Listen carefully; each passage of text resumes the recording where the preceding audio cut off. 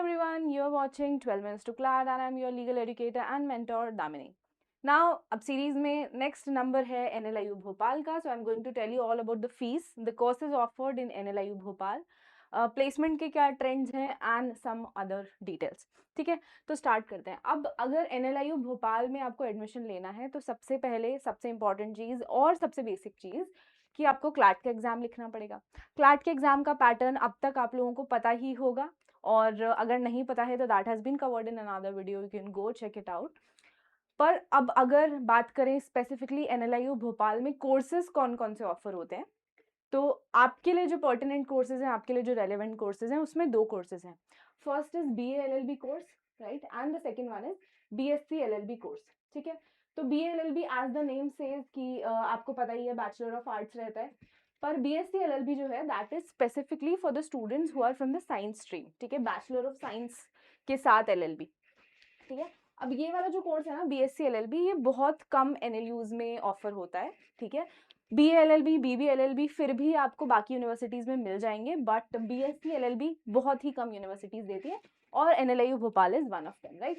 So again both of these are 5-year courses. BA LLB में आप पढ़ोगे legal along with humanities and social sciences, basically BA के subjects along with your LLB के subjects.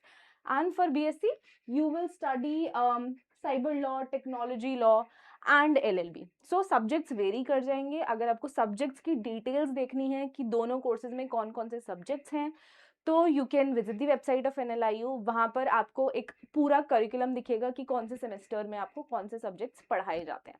ठीक है, तो ये तो बात हुई कि कौन कौन से प्रोग्राम्स ऑफर होते हैं. और अगेन ये एलिजिबिलिटी हमें पता है कि 12th के बाद हम क्लैट का एग्जाम देते हैं और क्लैट के एग्जाम के थ्रू एडमिशन होते हैं, राइट. अब जब हम क्लैट का फॉर्म भरते टाइम हम अपनी प्रेफरेंसेस फिल कर रहे होते हैं ना, वहाँ पे आता है ये कोर्सेज का ऑप्शन कि आपको कौन सी यूनिवर्सिटी का कौन सा कोर्स ऑप्ट करना है, राइट. तो वो आप चीज़ वहाँ पे जाके चेक कर सकते हो and then you can decide. Now the next thing is कि सीट्स की कितनी अवेलेबिलिटी है. अब देखो सीट्स, टोटल सीट्स जनरल की जो है ना वो 52 सीट्स हैं, राइट. और SC ST 16 20 14 ये बेसिकली कैटेगरी वाइज सीट की लिस्ट है, which makes a total of 134 seats. 134 seats में से 2 सीट्स सुपर न्यूमरी है. इसका मतलब जम्मू एंड कश्मीर के जो रेजिडेंट्स हैं, ठीक है, उनके लिए ये एक अलग से सीट्स रिजर्व्ड हैं, right. So that leaves us with 132 seats. अब 132 सीट्स में भी ना हर कैटेगरी में हॉरिजॉन्टल रिजर्वेशन रहता है. हॉरिजॉन्टल रिजर्वेशन मतलब अगर आप जनरल कैटेगरी से हो और आप विमेन हो या फिर you are from PWD category, person with disabilities, तो वो हॉरिजॉन्टल रिजर्वेशन रहेगा, राइट. तो टोटल सीट्स जैसे फॉर एग्जांपल एक कैटेगरी में 52 हैं और डोमिसाइल जो है MP का डोमिसाइल वो 50% है. इसका मतलब लेट्स से अगर 50 सीट्स हैं किसी भी चीज़ के लिए, उसमें से 50% MP डोमिसाइल के लिए रिजर्व्ड है और बची हुई 50% ऑल इंडिया ओपन कैटेगरी है, राइट. तो अगर आप ऐसे कैंडिडेट हो जो कि MP से नहीं है, ठीक है, तो आप डोमिसाइल ऑब्वियसली अवेल नहीं कर सकते हो. और जो लोग MP से हैं उनके लिए तो बहुत अच्छा ऑप्शन है NIU में आप जाओ, बिकॉज आपके लिए डोमिसाइल है तो रैंक्स भी बहुत आप डिफरेंस आ जाता है if you are a domicile candidate. ठीक है, तो these are the seats and reservation का इंटेक. बेसिकली 50% के बाद जनरल सीट्स 26 रह जाती है, SC सीट्स 8 10 7 इस तरह से आप देख सकते हो, राइट. हाउएवर NRI और NRI स्पॉन्सर्ड कैटेगरीज जो होती है वहाँ पे डोमिसाइल एप्लीकेबल नहीं होता है, क्योंकि ये NRI स्पॉन्सर्ड कैटेगरी होती है. ये अलग से एक कैटेगरी होती है जिसमें क्लैट एडमिशंस लेता है, राइट. और इसकी फीस भी अलग ही रहती है usually. Okay, so this is about the seat intake and reservation. Now that was the seat intake for the BA LLB course. ठीक है, that was for the BA LLB course. This is for the BSc LLB course. ठीक है, BA LLB की थी वो seats, ध्यान रख लेना. BSc LLB में 60 सीट्स ही हैं, 60 में से भी एक सुपर न्यूमरी सीट है. इसका मतलब BSc LLB की सीट्स काफ़ी कम है क्योंकि कैंडिडेट्स भी काफ़ी कम होते हैं and most of the time लोगों को पता ही नहीं होता है, right. So this is the seat intake and reservation for BSc LLB particularly. ठीक है, अगेन कोर्सेज आपको देखने हैं क्या क्या सब्जेक्ट्स आप पढ़ोगे और फिर डिसाइड करना चाहते हो तो इनकी वेबसाइट पे जाओ और चेकआउट करो. हाउएवर फीस जो है फीस सेम ही है. ठीक है, फीस दोनों कोर्सेज की सेम है. अगर आप BA LLB ले रहे हो या BSc LLB ले रहे हो then fees is going to be the same. तो आपकी फीस पड़ेगी approximately between 3 lakh to 4 lakh. ठीक है, 3 से 4 लाख, 3.5 लाख के आसपास आपकी फीस पड़ेगी.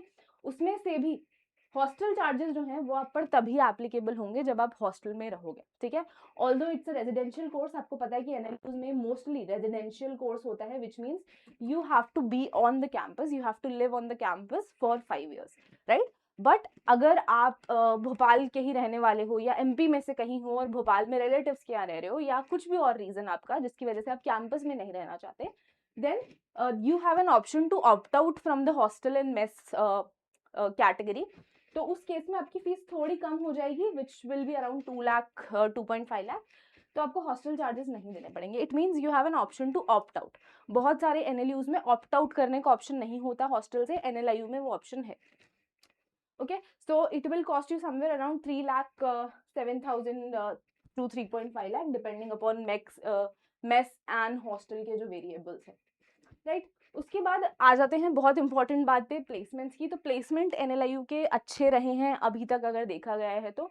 हाउएवर लास्ट 2-3 सालों में थोड़े से कम हुए हैं, थोड़ा सा प्लेसमेंट का जो रेट है, प्लेसमेंट की रेंज है वो गिरी है, क्योंकि मोस्ट ऑफ द कैंडिडेट जो हैं वो सिविल जज की तैयारी करते हैं, जुडिशरी में जाने की तैयारी करते हैं, या फिर government exam such as ADPO, ये सारे एग्जाम्स देना ज़्यादा प्रेफर करते हैं।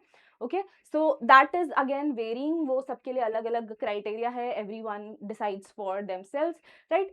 तो this is the placement trend. तो यूजुअली प्लेसमेंट आपको आराम से 13, 14, 15 लाख का प्लेसमेंट मिल जाएगा अगर आप एनएलआईयू में जाते हो तो, ठीक है। उसके बाद अगर मैं एनएलआईयू के बारे में एक और चीज़ की बात करूँ तो वहाँ पे ना एक रिसर्च सेंटर है, राजीव गांधी रिसर्च सेंटर करके, जो कि पर्टिकुलरली साइबर लॉ से रिलेटेड है। तो अगर आप रिसर्च अपॉर्चुनिटीज चाहते हो अपने लिए और साइबर लॉ में इंटरेस्टेड हो, then you should go for NLIU. ये एक बहुत अच्छा ऑप्शन हो सकता है आपके लिए, ठीक है। तो these were some of the things about NLIU Bhopal. और अगर और भी आपका कोई क्वेश्चन है, you can let me know in the comment box and we will be happy to help you out. So till then, take care, good bye.